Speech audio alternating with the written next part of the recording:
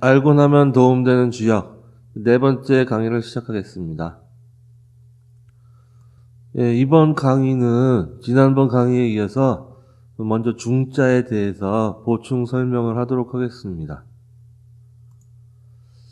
앞서 소개한 2008년에 발견돼서 중국 청와대학에 소장된 기원전 350년 전의 죽간인 청화관에는 단지 역과 관련된 자료만 있는 것이 아닌데요.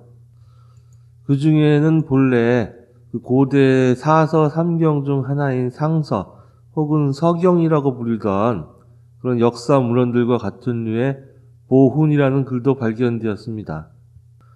보훈은 주나라의 문왕이 사망 전에 병들어 누웠을 때 아들 무왕에게 유훈으로 남긴 말을 기록한 것이라고 합니다. 물론 이 글이 실제로 문왕이 남긴 유훈을 기록한 것인지 아니면 서주 말기나 춘추 시대 때 누군가 지어낸 글인지는 확실히 알 수 없지만 이 죽간이 기원전 350년경에 만들어진 것이고 이 글에 나오는 중에 대한 개념이 당시에 존재했었던 것이고 그중 상당 부분의 개념이 갑골문을 통해서 밝혀진 고대 중의 의미와도 통한다는 것은 부정할 수 없습니다. 보훈의 훈은 교훈, 가르침 이런 뜻이고 보는 지키다, 보존하다 그런 뜻이죠. 이는 고대 그 순임금부터 전해 내려온 중도의 덕에 대한 교훈을 주나라가 지켜나가도록 문왕이 그의 아들 무왕에게 유훈으로 남겨주는 내용입니다. 이 글 가운데에서 가장 해석이 논란이 많이 되는 글자가 바로 중자입니다. 그 문장 중에는 가중이라는 표현과 귀중 그런 표현이 나오는데 그 문장의 해석은 다음과 같습니다. 이 원문 문장과 그 해석에 도움이 되는 자료들은 아래 청와대학장 전국죽간의 내용을 참조했습니다. 자, 그럼 원문을 보면요. 옛날에 상감미가 하백에게서 중을 빌려서 유역에게 복수를 하고 유역은 그 죄를 받았다. 상감미는 해를 입지 않았으며 하백에게 중을 돌려주었다. 라는 문장이 나옵니다. 이 문장은 상나라의 선조인 왕해라는 인물의 이야기와 관련된 내용입니다.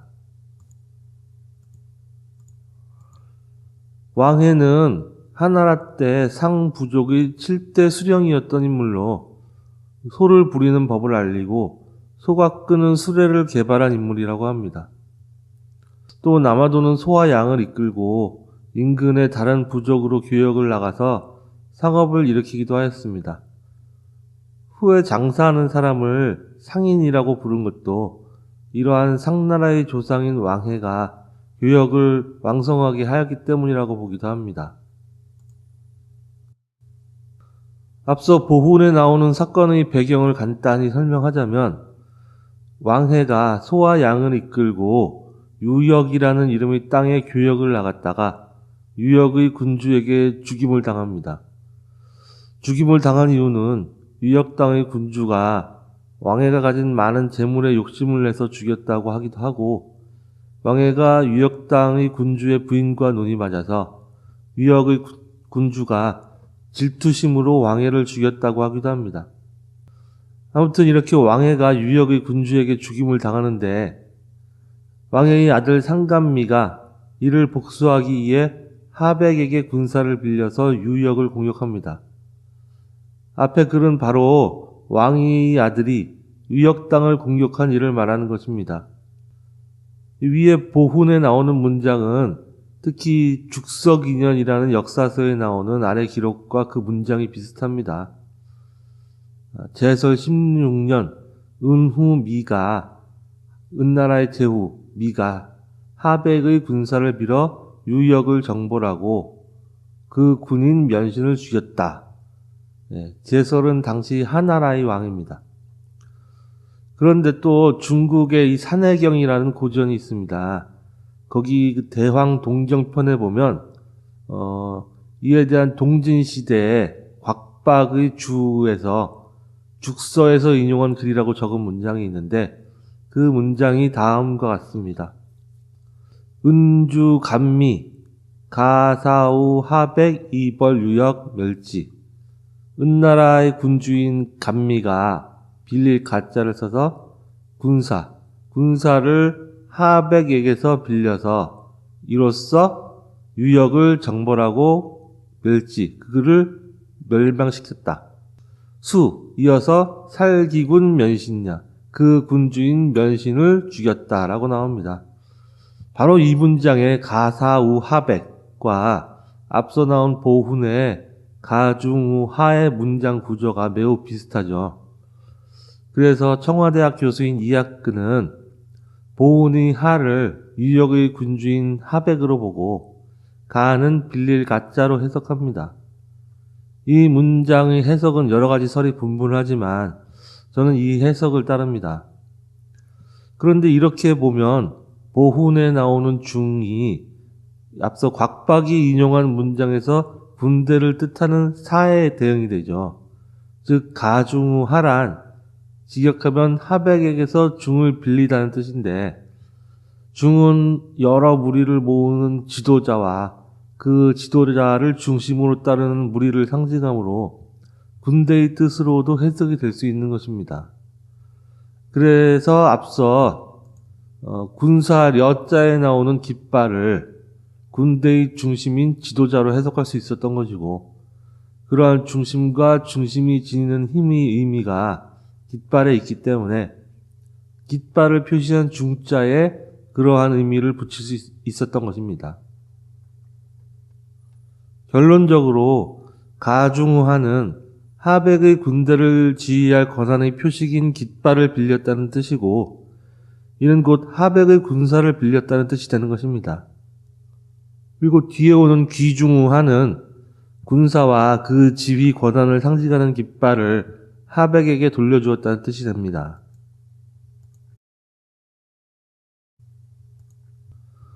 보훈에는 이외에도 구중, 득중과 같은 표현들도 나오는데 이 중도 표면적으로는 여러 무리들의 중심에서 서는 지도자의 지위라는 뜻으로 볼 수 있습니다. 그러나 이 구중, 득중에서의 중은 단순히 여러 무리를 이끄는 지도자의 자리만을 뜻하는 것이 아니라 그러한 지도자의 자리에서 여러 대립되고 충돌되는 요소들을 모두 포용하고 하나로 통합하는 중도의 덕을 갖춘 지도자라는 철학적인 의미가 기본적으로 내포되어 있는 것으로 보입니다. 이 보훈의 글에는 음양지물이라는 단어도 나오는데 이는 분명 음과 양이라는 대립적인 요소를 통해 만물을 표현한 단어입니다. 그러면 직접 보훈에 나오는 문장을 또 보도록 합시다.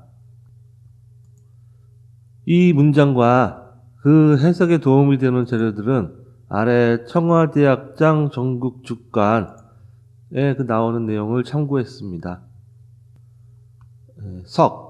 옛날에 순임금이 구작소인, 오래도록 소인으로 지내면서 그렇게 나오는데요. 여기서 소인은 대인배, 소인배 할 때의 소인이 아니고 고대에는 신분을 나타내는 말이었다고 합니다. 광마략의 중국사 고라는 책에 의하면 소인은 노예는 아니고 생산활동에 종사하는 계층을 일컫는 말이었다고 합니다. 하지만 나중에 이 주역에 나오는 소인은 이렇게 신분을 나타내는 말은 아닙니다. 다음에 친이 경작을 하였다.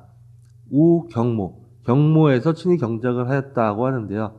이 경모는 학자들은 그 순임금이 농사를 지었다는 역산이라는 산으로 봅니다.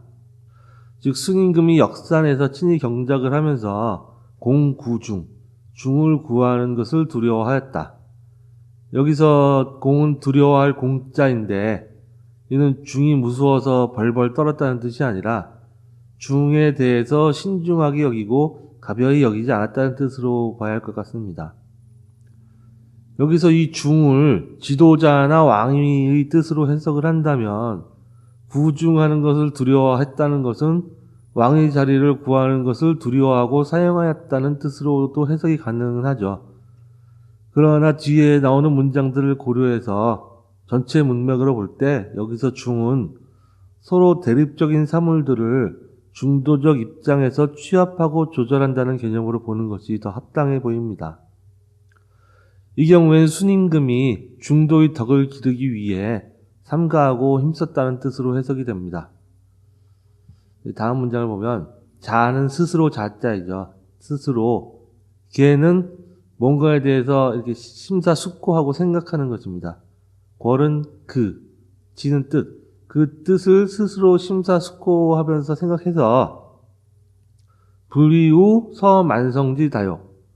여러 그 백성들의 다양한 욕구에 어긋나지 않게 하였고 궐유시우 상하원이 이 이는 가까울 근자와 같은 뜻입니다. 그러니까 상하원근에 그 뜻이 펼쳐지게 되었다. 그런 뜻이고요. 여기서 이 서만성지 다역 수많은 백성들의 다양한 욕구란 것이 뒤에 오는 이 음양지물이란 단어와 함께 이 문장에 나오는 중의 의미를 해석하는 데 중요한 실마리가 됩니다. 오늘날에도 정치란 이런 의견과 저런 의견, 야당과 여당의 서로 다른 바램과 생각을 조율하는 것이 중요하듯이 아주 오랜 옛날에도 똑같았나 봅니다. 서로 다른 생각과 의견을 가진 사람들이 모인 집단에서 지도자의 역할로 가장 중요한 것은 중도의 입장에서 듣고 판단하는 것이죠. 중도의 입장이란 특정 당파에 치우치지 않고 소외되는 사람이 없이 두루두루 널리 의견을 듣고 반영한다는 뜻입니다. 이러한 개념은 상나라의 기자가 주나라의 무왕에게 전해준 것으로 알려진 고대의 홍범이라는 글에서 제일 먼저 보이고 이를 그대로 이어받아 주역의 지천택괴의 효사에서도 나옵니다. 다음 문장은 내 역위 설계 즉 음양지물 함순 부력입니다. 이에 내 역위하여 그 기한 것을 베풀었다. 그 생각한 것을 베풀었고 즉 음양의 사물들을 즉 헤아려 보니 모두 함자입니다. 모두가 순하고 거역하지 않았다. 여기서 이 역위가 두 가지 해석이 가능한데요. 하나는 대부분의 학자들이 해석하는 방식인데 서로 다른 두 가지 입장을 바꿔본다는 뜻으로 해석을 많이 합니다. 그 해석이 또 아주 합당하긴 하죠. 전체 문맥으로 볼 때. 자리 위자 바꿀 역자니까 입장을 바꾼다. 한편 역위를 왕위를 바꿔서 오른다는 뜻으로 볼 수도 있긴 합니다. 반드시 왕위가 아니라 하더라도 앞서 소인의 지위에서 높은 지위에 오른다는 뜻으로 볼 수도 있고요.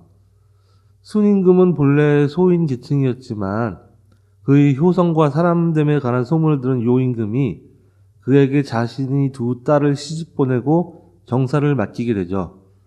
그렇게 정사를 본 지 20년 후에 요임금이 자리에서 물러나고 순임금이 섭정을 하게 됩니다. 그리고 8년 뒤에 요임금이 사망하고 나자 정식으로 순임금이 왕위에 오르게 되죠. 이렇게 정식으로 왕위에 오른 것은 아니지만 왕의 일을 맡아서 하던 시기였으므로 역위라는 표현을 쓸 수도 있지 않을까 생각은 합니다. 아직 왕위에 오른 시기가 아닌 것은 뒤에 요순이 기뻐하여서 그 왕위를 물려주었다는 대목이 맨 뒤에 나오기 때문입니다. 그리고 다시 보면 즉 음양지물에서 음양지물은 앞서 나온 그 서만성지 다요 그 여러 백성들의 다양한 욕구와 마찬가지로 대립되는 입장들을 크게 음양이라고 표시해서 나타낸 것입니다. 이러한 대립되는 입장을 자세히 살펴서 해결하니까 함순부력 모두가 순수히 따르고 순조롭게 혹은 해결이 되고 거역하거나 뭐 그렇게 일이 꼬이지 않았다. 그런 뜻으로 해석이 되겠죠. 다음에 순기득중, 이미 기자입니다. 순임금이 이미 중을 얻은 뒤에 언불역실변명, 이것은 직역하면 즉 말이 역실변명하지 않았다는 뜻이 되는데요. 즉 역실변명이라는 거는 실제를 바꾸고 이름을 바꾸다는 뜻이니까 역실변명하지 않았다는 것은 실제를 바꾸거나 이름을 바꾸지 않았다는 뜻이 되죠. 즉 그의 말과 실제가 일관되게 일치하도록 힘썼다는 뜻으로 해석하겠습니다. 신자비유윤,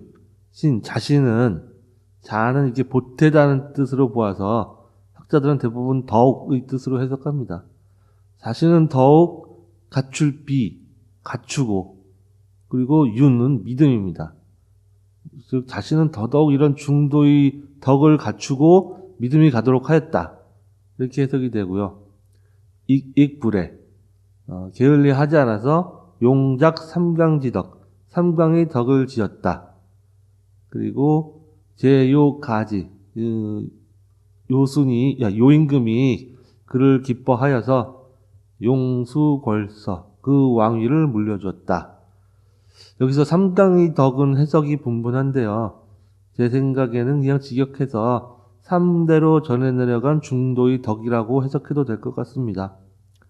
순임금 이후에 우임금의 하나라와 탕임금의 상나라, 이렇게 3대로 전해 내려간 중도의 덕을 이제 주나라가 이어받기 위해 문왕이 무왕에게 알려주는 이 보훈인 것이죠. 이렇듯 이 문장에서 구중, 득중의 중을 1차적으로는 왕위를 얻는 것, 지도자의 자리를 얻는 것으로 해석을 할 수도 있고, 동시에 중도라는 철학적, 정치적 개념으로 해석을 할 수도 있습니다.